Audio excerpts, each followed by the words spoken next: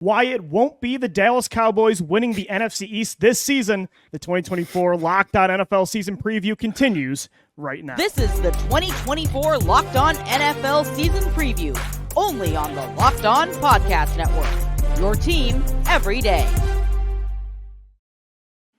Welcome back to the 2024 Locked On NFL season previews. This episode, we are focused on the NFC East. This episode is brought to you by FanDuel now through September 22nd. All FanDuel customers can bet $5 and get a 3-week free trial of NFL Sunday Ticket from YouTube and YouTube TV. Visit FanDuel.com/LockedOn to get started. I'm Louis DiBiase. What's going on? Host of the Locked On Eagles podcast. I'll be your host for today's preview. Joining me are my colleagues from the Locked On Podcast Network. We've got Landon McCool of Locked On Cowboys, Patricia Traina of Locked On Giants, and of course David Harrison of the Locked On Commanders podcast. Today we're going to look at contenders, what makes the season a success for each team, what could derail each team's season, win totals, MVP candidates, and we'll actually give out flowers to each other. That's right, we'll be a little nice, believe it or not, before we enter a season-long battle for the NFC East. I didn't start off nice, Landon. I do apologize saying the Cowboys won't win the division in 2024. Let's start right there. Let's start with the end of the season. Who does win the East?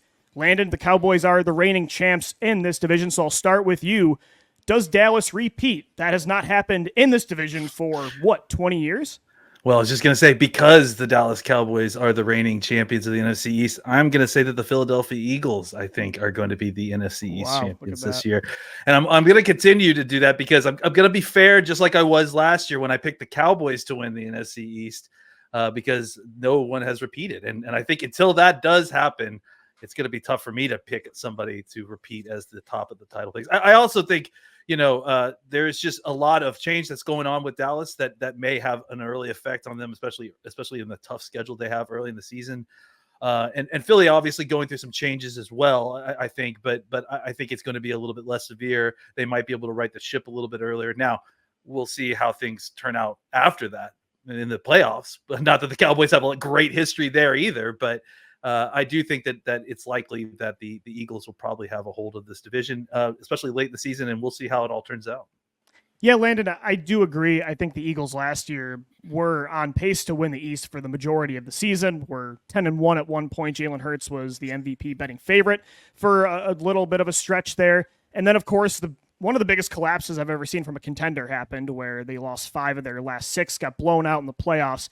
But I love the moves they made this offseason, especially with the coordinator spots, bringing in Kellen Moore to run this offense. I think he's going to make the necessary changes, especially with pre-snap motion. That's going to be so important for Philly this year. Vic Fangio is running the defense. It's a younger, faster unit. If Jalen Hurts and Nick Sirianni can stay on the same page, which that was a big question mark last year, I do think this is one of the most talented rosters in football with an elite quarterback. So I'll agree. I hate to be a homer, but I do think even removing my bias, the Eagles are best set up in this division to win the East. Let's start with Patricia Traina when it comes to the bottom half of this division. Patricia, what say you? Are the Giants going to shock the world and win the East, or are you going to side with one of us?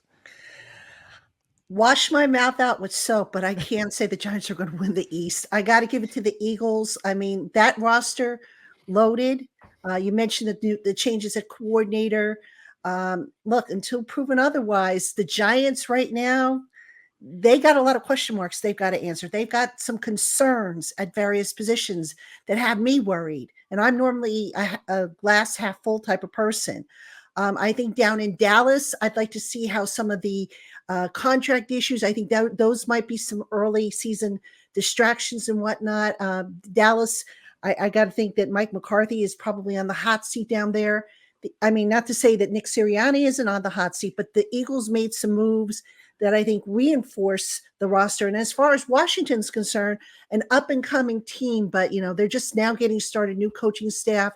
Let them get settled, and then we'll see where they go from here. But I got to go with the Eagles for winning the division.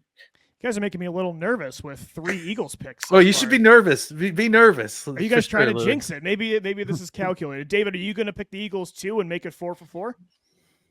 Yeah, because they solved the biggest problem that they had last year, which ironically enough still exists on the team because the biggest problem they had last year was Nick Sirianni. And even though he's still there, they brought in coordinators that don't need Nick Sirianni. And that's basically the key because last year his coordinators needed him to pull them out of the mud. And, he handed him like a little flowery branch and said, here, grab hold, I'll pull you out. And it just didn't work. And then he stood there and said, I don't know what to do. I'm just going to run around the stadium and high five fans, because that's what head coaches do now. So Kellen Moore doesn't need Nick Sirianni to hold his hand. Vic Fangio certainly doesn't need Nick Sirianni. In fact, I don't know. Vic Fangio might actually need to give Nick Sirianni permission to enter the facility. And so because of that, this team is going to be a lot better off. They just have too much talent to fall apart the way that they did last year. And I think that all the experience in the coaching staff, Kellen Moore is still relatively young. I think he's got enough experience doing what he does to go ahead and run that ship for Nick Sirianni so that he can stand there after all those wins and claim victory. David, taking a look here at the FanDuel win totals for your Commanders, it's right now set at 6.5. So FanDuel also doesn't think they're going to win the East. Do you take the over there, though? Like, do you think they will be competitive with the Eagles, with Dallas in this division? If I have to, obviously I have to choose, right? Because that's what we're doing here. I'm going to go 7 because my prediction for them is right at 6 or 7 wins. I think 6 or 7 wins is exactly what you should expect. So kudos to FanDuel for nailing that one. If you win, honestly, I look at the 6-game mark and I say you have to win at least 6 games. Like, to say that, this project is on the right path, you got to win at least 6 games. It's 2 more games they won last year, which isn't that big of an ask in reality. Anything more than that, so 7, 8, 9, 10, all that stuff, that's all gravy. It just means you're ahead of schedule. And in that case, then maybe you can see this front office get a little bit more aggressive earlier than we expect. Because right now, most of us are expecting essentially the same, a lot of 1-year contracts next offseason and all that stuff, maybe a couple of 3-year deals that aren't going to break the bank and all that stuff. But then maybe 2026 offseason, that's where you see them really go hard because, they're on the cusp of being one of those double-digit win teams. But, if this team can rip off 7, 8, can we dare say 9 wins in September? Like, fine, we'll go for it. Then they're just that further ahead of schedule, and maybe they actually go pull the trigger on a big deal or, trade for AJ Brown when he requests to get out of Philly or something like that. Yeah, we'll see about that. But I do think the Commanders, I'll take the over there as well at 6.5. Patricia, the Giants are also set at 6.5. Are you feeling positive about that, or are you taking the under? I'm going to take the over. I was on another podcast earlier today, and I had the Giants at 8 and 9. Now, that being said, they've got to get off to a fast start. They did not do so last year. They have 2 games on the schedule that they should be able to win. No, apologies, David. One of them is the Commanders. They should be able to win those games. Sorry. But that being said, the Giants between weeks 3 and 8, that's a really, really tough part of their schedule. And that's the part I think that has a lot of people worried. But I think if Daniel Jones and that offense come together the way that, they're hoping it will, the defense, I think, is going to keep them in more games this year. But, obviously some question marks. But I'm going to say best case scenario, 8 wins. But I'm going to kind of shoot for 7 wins, I think. So that would put me at the over. All right, we're thinking positive so far for these over-unders. Landon, I don't know if you're surprised at this, but FanDuel has the Cowboys at 9.5. Do you feel like that's too low? Yeah, I don't think that, it's too low, because I do think that, like I said, the Cowboys are starting 2 rookie starters on the offensive line, I think, early against a tough AFC North teams, and a lot of pass rush is going to be going against guys that we feel good about, but it's a tall ask. So I wouldn't be shocked if the Cowboys, season went something like, they eke out of the September with a 2-2 record. They maybe even have a losing record by the end of October, but that they win a bunch of games in the later part of the season and make it in as a wild card, or challenging for the NFC East title and maybe not quite getting there. So I do expect them to have a good season. This is going to be a good team by the end of the year. That's what I feel confident about. What I don't feel confident about is that they are going to get all the way to 10 wins, or, especially if they have a stumble or something, someone gets injured or that sort of thing. The Eagles are at 10.5 here, so they are favored to win the NFC East. I like the over, although I get a little nervous sometimes taking the over when it is a double-digit win total. But you look at the schedule, I think it's a lot easier than it was last year. There's no gauntlet in the middle where they're playing Miami, then Dallas, then Kansas City, then Buffalo, and there's like a 2-month stretch where they're playing contender after contender. You add that on top of the collapse. They still got to 11 wins last year, So I do want to take the over. I'm not saying this is a 14-win team. I think there's going to be some growing pains. They're a lot younger than they were last season. There are 2 new coordinators, but I do like the over as well. So we're all feeling pretty positive about our teams. I think all 4 of us took the over, correct? I think so. Looks like it. Yeah, I think so. Absolutely. Well, we're just getting started right here on the Locked On NFL NFC East Preview. Coming up next, what's the one thing that could derail the success of each team's season? It's the 2024 Locked On NFL Season Preview of the NFC East. You guys have heard us talk a lot about FanDuel, America's #1 sportsbook. Well, we've got something a little bit different for you today. Now through September 22nd, all FanDuel customers can bet $5, and you're going to get a 3-week free trial of NFL Sunday Ticket from YouTube and YouTube TV. That's right, a 3-week free trial of Sunday Ticket. All you got to do is bet $5 on Jalen Hurts to win MVP. Maybe it's Dak Prescott, Jaden Daniels to win Rookie of the Year. Just go with the money line next week for the season openers. Take the Eagles to win, the Giants, the Commanders, the Cowboys. Then, with a YouTube TV base plan, you'll be able to watch every regular season Sunday afternoon out-of-market game. That's huge for me. I live in New York. I need Sunday Ticket to watch the Philadelphia Eagles. All you need is a Google account and a current form of payment, and you can cancel at any time. Just visit FanDuel.com/lockedon to download America's #1 sportsbook. The 2024 Locked On NFL Season Preview continues. A reminder first, though, you can get daily coverage of your favorite NFL team by subscribing to their Locked On podcast. We also have the NFL covered nationally with Locked On NFL, Locked On NFL Scouting, Peacock and Williamson, Locked On Fantasy Football, and Locked On Dynasty Football. And get 24/7 coverage of the NFL with our brand new Locked On NFL stream, free on YouTube and Amazon Fire TV. All right, so we were very positive in segment 1. We took the overs. Everybody took the Eagles to win the NFC East, which was pretty surprising to me. Let's get a little negative now, though, guys. What could derail your team's season? I'll start at the bottom here with David and the Commanders. Thanks. So the low hanging fruit is obviously an injury to Jaden Daniels, right? Because behind Jaden is Marcus Mariota, who you look at like a vet. And usually you're like, okay, well, at least he's a vet, but I'm not even sure he's the second best quarterback on this roster right now. And, unless we're going back to the SEC, Jeff Driscoll isn't going to move a whole lot of ships, and he might be the second best quarterback on the roster. So that kind of tells you what's behind Jaden. But I want to go somewhere else, actually, because what I think is actually going to be the Achilles heel for this Washington Commanders team all season long, and if they come in below that 6.5 win mark or below 6 wins, total, that's the floor I've kind of set for them. It's going to be because of secondary, because their perimeter cornerbacks are Benjamin St-Juste, Emmanuel Forbes, and Michael Davis. And St-Juste and Forbes are the same 2 guys that were there. That Louis, you have very fond memories of, and actually all of you have very fond memories of watching your team's boat race receivers right past them. Often, mostly Emmanuel Forbes, but Benjamin St-Juste certainly was kind of in that boat.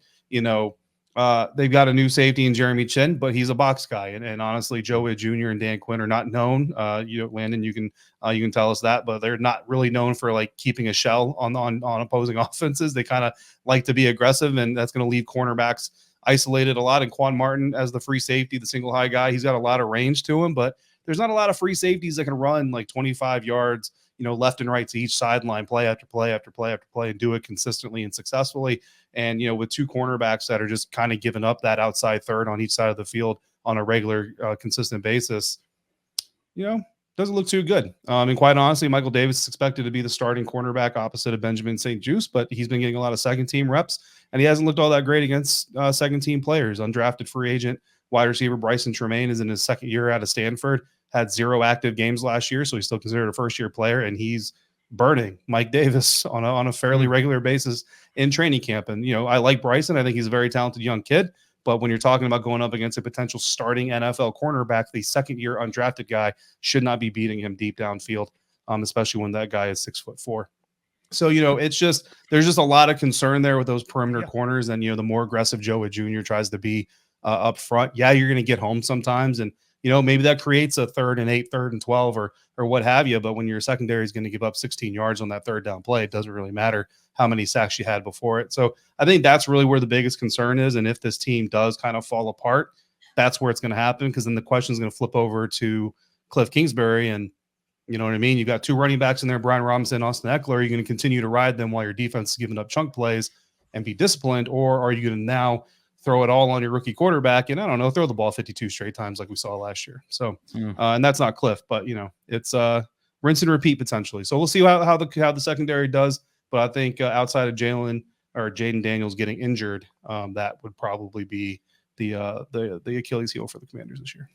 Patricia, when you look at the Giants, they, in Brian Dable's first year, made the playoffs, even got a playoff win. Then last year did not go so well for many reasons. If the trend continues from 2023 versus 2022, why would that be? It's going to be because of the quarterback. Daniel Jones entering year number 6, and we are still asking the same questions about what we have in Daniel Jones. Now, last year, to be fair to him, he had the injuries. Everything that could have gone wrong did, but when he was out there, he just didn't play well. And the problem with him year after year after year is his decision making.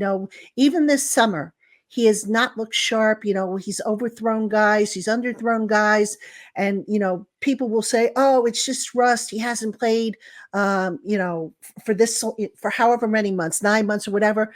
Well, there are other quarterbacks who haven't played for months either. And I know, Daniel's coming off the ACL injury, but if you're holding on to the ball a split second too long and then releasing it, guess what? Your timing is going to be off with your receivers. And we have seen that very many times. So this year, what the Giants have done, they added Malik Neighbors. They've got a better offensive line. I know, hallelujah, right? And Brian Dable is going to call the plays. So they have done just about everything possible to make the environment around Daniel Jones to set him up for success. Will he find that success? I don't know. Based on what we saw in the summer and training camp, up and down. So let's hope that, he gets into a groove and works on some of this timing and starts to trust what he sees. But that would be probably my biggest concern. And just real quick, I want to mention this really quick on the other side, the defensive secondary, the Giants cornerbacks, they better pick up somebody between now and the time, the regular season starts, because that cornerback group has not looked good at all. And I'm concerned about that. Well, Patricia, the Eagles have a lot of cornerbacks. They just made one in division trade today, so maybe they'll make that work.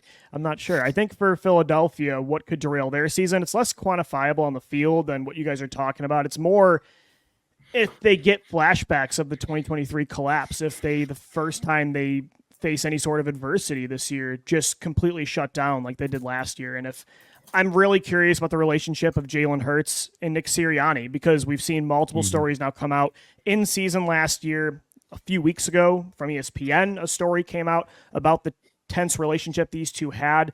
Now, as David alluded to earlier in the show, like Sirianni's responsibilities have kind of been nerfed this year for sure. So it takes away some of that hands-on relationship between Jalen and Nick, but they are the culture setters. They're your two pillars of this franchise.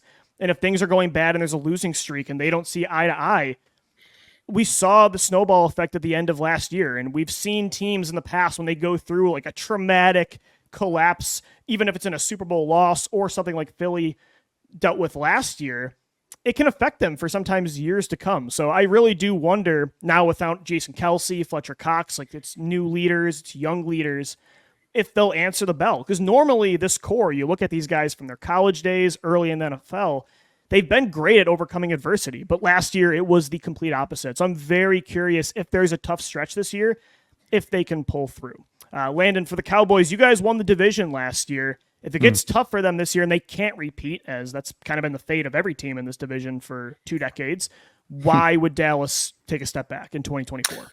Yeah, I mean, I think we talked a little bit about the idea that the youth may not be quite mature early in the season, which could cause some early season losses. So I think the other thing I wanted to mention and talk about was the transition to a Zimmer defense. I think Mike Zimmer has done great things since he's been here, and I think the transition has been a way smoother process than I anticipated.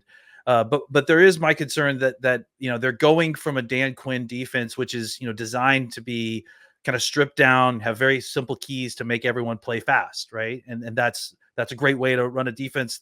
It worked great for Dallas while he was here. But obviously the Cowboys decided to go a different direction. And a complicated defense can work as well. It's just trying to transition from simple to complicated can be complicated. So it's there's definitely going to be a learning curve and a period in which the Cowboys are still trying to figure it out. They still have all the same talent that they had on defense last year. And I think that, that's going to be unlocked even better once it's all kind of installed and instilled. I think is really the thing that you have to worry is when they are playing at second nature level instead of trying to think about what they're doing.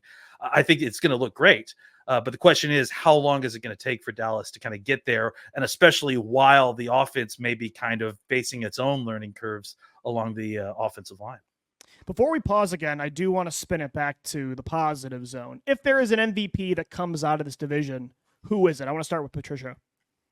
Out of the division? Yeah. Oh, that's a good one. I got to look at Dallas. I mean, Micah Parsons, he's a game wrecker.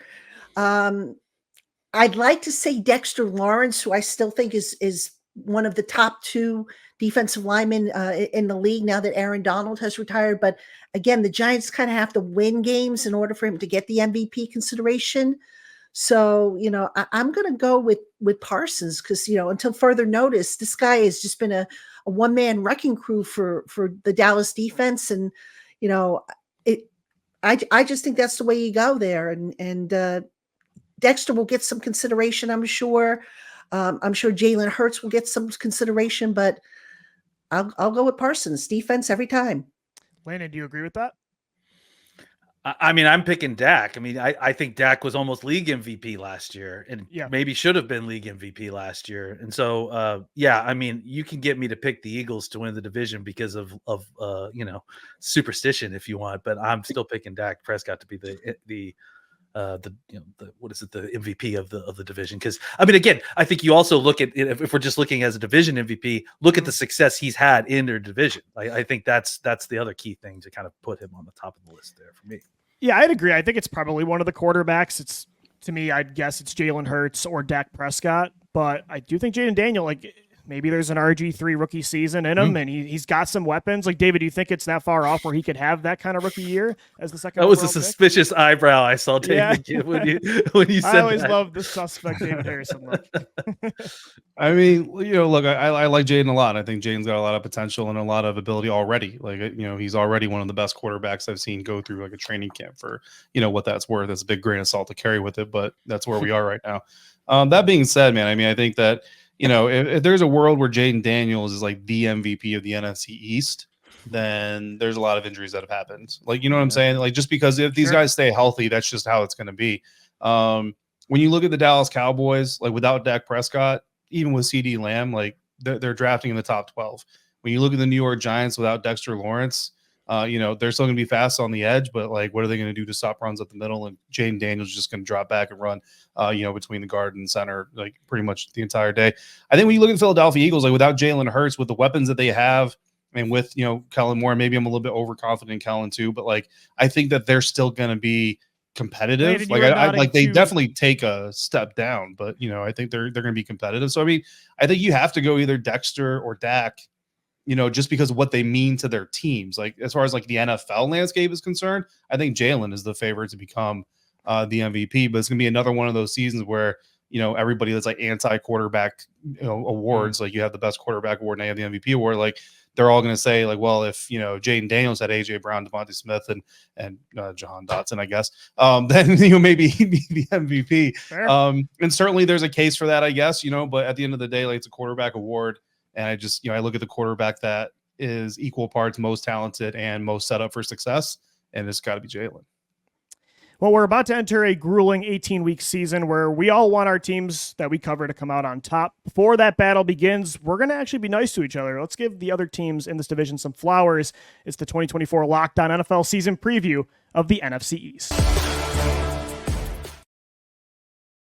Today's episode is brought to you by eBay Motors. Passion, drive, and patience, the formula for winning championships. It's also what keeps your ride or die alive. eBay Motors has everything you need to maintain your vehicle and level it up to peak performance. Superchargers, roof racks, exhaust kits, LED headlights, and more. Whether you're into speed, power, or style, eBay Motors has you covered. With over 122 million parts for your number one ride or die, you'll always find exactly what you're looking for. And with eBay Guaranteed Fit, your part is guaranteed to fit your ride every time or your money back. Because with eBay Motors, you're burning rubber, not cash. With all the parts you need at the prices you want, it's easy to make your car the MVP and bring home huge wins. So keep your ride or die alive at ebaymotors.com. Eligible items only. Exclusions do apply. eBay Guaranteed Fit only available to U.S. customers. The 2024 Locked On NFL season preview continues. A reminder first, you can get daily coverage of your favorite NFL team by subscribing to their Locked On podcast. We also have the NFL covered nationally with Locked On NFL, Locked On NFL Scouting. We've got Peacock and Williamson, Locked On Fantasy Football, and Locked On Dynasty Football. And also get 24/7 coverage of the NFL with our brand new Locked On NFL stream, free on YouTube and Amazon Fire TV. All right, let's give each other some compliments here for the teams we cover. What do we admire about another team in the NFC East? And Landon, I feel like there's been some beef between the Eagles and Cowboys, and even on the podcast, the preview last year between Gino and you. So I'm going to make you first be positive, even if it's not for the Eagles. Give somebody in this division some flowers that doesn't wear the stars. Let's see. Can I give one to each real quick? Sure, yeah. Yeah. No, I'm struggling to pick because I think you guys are all fine establishments. I think, for me, I like the aggressiveness that the front office that the Eagles use. Obviously the Cowboys are not that. And to be fair, clearly, I think if there's ever proof that two very, very different methodologies of player acquisition can work in the NFL, I think it's how close the Eagles and the Cowboys are all these years, even though they are very different in how they acquire players. So I do like Howie's aggressiveness in a lot of situations. I'll say that. On the Washington side, I mean, I think they have done a great job of trying to turn that team around from, just a kind of perpetual, dumpster fire after years and years and years. And they found a way to kind of get rid of the rod at the top. And now they're a couple years into a plan of kind of turning this thing around. And we're going to see how it goes. But, I think taking a swing and getting into the middle of their plan, I've liked a lot of the things that they've done so far. So I'm excited to see how that all unfolds up until the point where they get good enough to, feel like a threat against the Cowboys. So for the Giants, I think, listen, I'm a Brian Daboll fan. So I think him taking back play calling is going to be a huge thing for them. So I'm looking forward to see how that plays out. And I do think that, I'm not a Daniel Jones fan. I think I've been pretty clear about that. I don't know that he's an NFL quarterback in the traditional sense, but I do think that Brian Daboll can call a game plan that makes him a viable weapon in the NFL.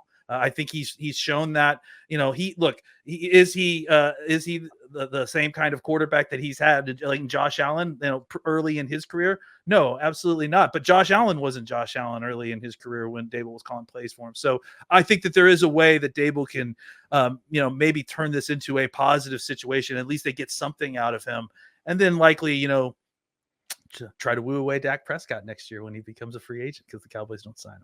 Don't want him. Sorry. Landon handing out flowers to everybody in the division. I'll actually piggyback off what he was talking about with Brian Daboll and the Giants. I do think Daniel Jones is who he is. I think when a quarterback's, he's elevated a little bit, and then he takes a big step back. Year 6, you kind of are who you are. There's not many, Jalen Hurts and Josh Allen. Normally it's year 2 that you break out. Those two broke out in year 3. And, of course, progress isn't linear. I mean, everybody's case is unique, but normally a quarterback in year 6 is who he is. But I will say, I think Daboll, with how good of an offensive mind he is, and then you add in Malik Neighbors, who I think is an absolute stud. And I think, Patricia, you can probably attest to that. I think those two together can elevate Daniel Jones to a certain floor where I'm not saying they're going to win the division. I'm not saying they're even going to be who they were 2 years ago. But I think they'll be a lot more respectable than maybe some people think. I don't think this is the worst or second worst team in football. And I think that coach and receiver have a lot to do with it. Patricia, what say you? Let's give somebody some flowers around the East. I think I'm going to give some flowers to Washington. For years, the Giants have beaten up on them. I tell Giant fans when they complain, I'm like, it could be worse. We could be, have the situation that Commanders have.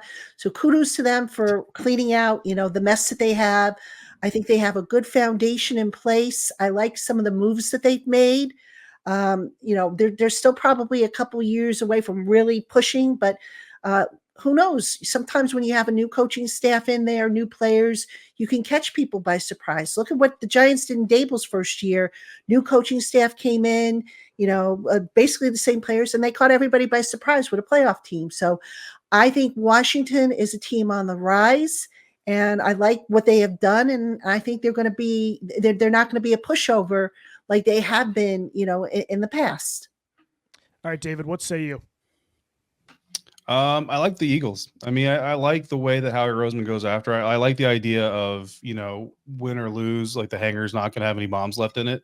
At the end of the day, like we're going to go scorched earth. Absolutely. You know what I mean? Yeah, like even if you beat us, it's not going to be because we didn't give it our best shot. And then honestly, like the Philadelphia Eagles are kind of like my New Orleans North. So, when I was on Locked On Bucks, I used to always just whine incessantly at Ross Jackson of Locked On Saints because every player that I wanted to land in Tampa, whether it was a free agent, whether it was a draft pick, I mean, like Derek Carr, like even though it wasn't like the Derek Carr that is, now Derek Carr, like it was a previous version of Derek Carr. I wanted him in Tampa. Now, obviously, Tom Brady is a fine replacement other than Derek Carr, but like it's just kind of an example. And then you look at what's happened just in the last couple of seasons.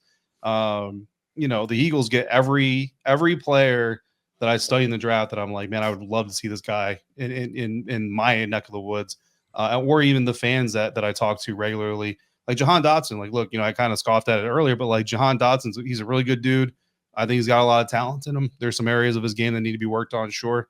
But a lot of fans had a lot of high hopes for him coming into this season, and even though Commanders fans are very upset to see him going into the division, I think most Commanders fans still wish well for him. But then you look at the draft, like Johnny Wilson. A lot of Commanders fans wanted Johnny Wilson. Jeremiah Trotter was the guy that Commanders fans really wanted. Cooper DeJean. I mean, the first Howie Roseman trade with the Washington Commanders to get Cooper DeJean is, like every Commanders fan, and honestly, pretty much every reporter in the draft room was like, oh, this has got to be Cooper DeJean. And then the pick gets traded and is like, oh, it is Cooper DeJean. Just, up the highway a little bit. And then even Quinyon Mitchell, like there was really no chance. Like Washington wasn't going to get a cornerback in the first round, granted, but Quinyon Mitchell was kind of like that guy that everybody would like fell in love with for this team, if that were to be a possibility. So, very quickly outside of Devin White, the Eagles are quickly grabbing everybody up north that I want for the Washington Commanders. And, good luck with that, because every offensive coordinator is going to put a tight end or running back on Devin and see if he can guard a wheel route. Which Philadelphia Eagles are the David Harrison my guys of the NFL for their roster. Love to hear that. Love to hear that. Well, that's going to do it for today's edition of the Locked On NFL Season Preview. Thanks so much for listening. This version was on the NFC East. If you want to hear how the other divisions will play out this year, make sure to subscribe to the Locked On NFL podcast wherever you get your podcast, part of the Locked On Podcast Network, your team every day. For David Harrison, Patricia Traina, Landon McCool, I'm Lou DiBiase signing off. Have a great day, everybody.